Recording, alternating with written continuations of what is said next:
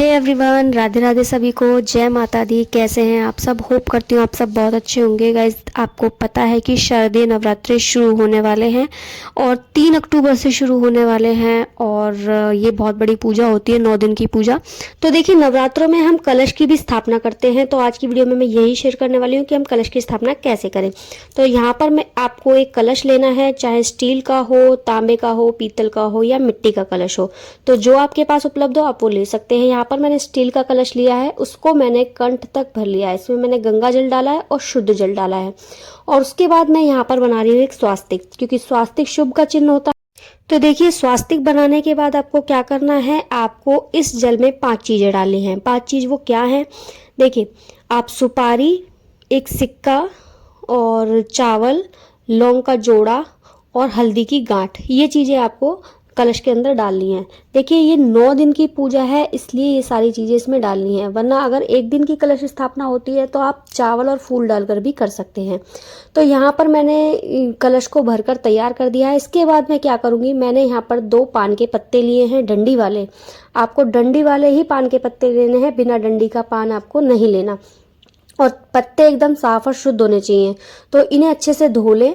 धोने के बाद मैं इनके ऊपर भी स्वास्तिक बनाऊंगी। दोनों पत्ते के ऊपर मैंने यहाँ पर स्वास्तिक बनाया है, क्योंकि देखिए गाइज, यहाँ पर ये जो मैंने पान के पत्ते लिए हैं वो मैंने इसलिए लिए हैं क्योंकि ये मैं माता रानी को भेंट चढ़ाऊंगी। मैं हर साल माता रानी को भेंट चढ़ाती हूँ।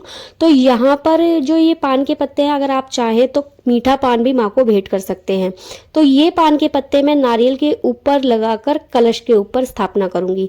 तो यहाँ पर भी मैंने 2 सुपारी ली है, एक सिक्का लिया है और 2 लौंग के जोड़े लिए हैं।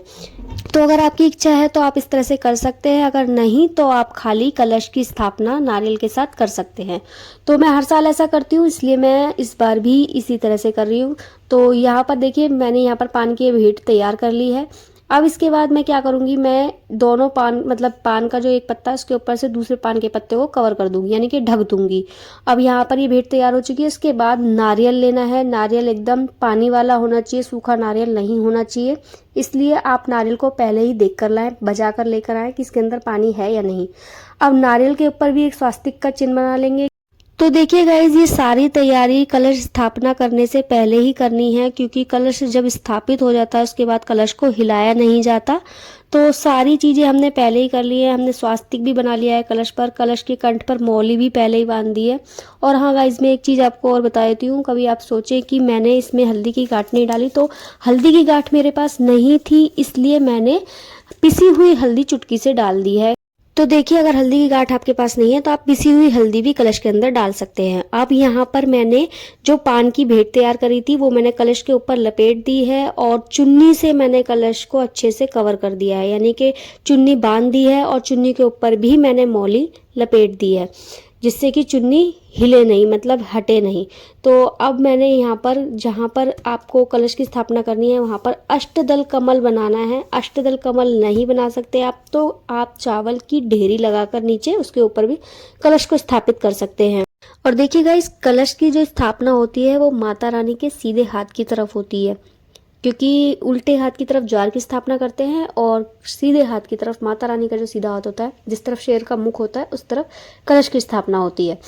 तो उसके बाद यहाँ पर मैंने आम के पत्ते लगा दिए हैं कलश के अंदर। आप चाहे तो अशोक के पत्ते भी ले सकते हैं, 5, 7, 9 जितने आपको मिले। यहाँ पर मैंने आम के पत्ते लगा दिए हैं और उसके ऊपर मैंने नारियल को रख दिया है। अब मैंने पत्तों के ऊपर तिलक कर दिया है। आप रोली, चंदन, किसी भी चीज़ का तिलक कर सकते हैं। तो देखिए, इस तरह से हमें यहाँ पर कलश की स्थापना करनी है।